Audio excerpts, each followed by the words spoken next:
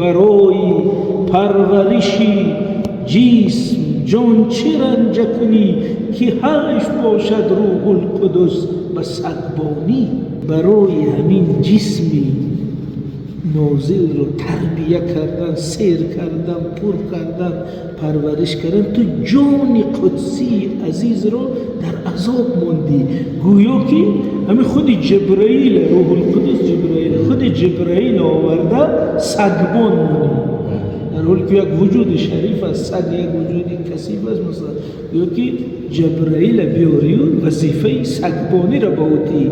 ما بعضا همین جان عزیزه در خدمت همین جسم ماندیم. حالا که از نظر فلسفه آفرینش جسم این مرکب جان باید باشه، جان گرفته گرده آنچه جان میخواهد. خیر مرکب یک جو میتی، یک پرورش میکنی، یکی اگر مرکب در بالای تو سوار شود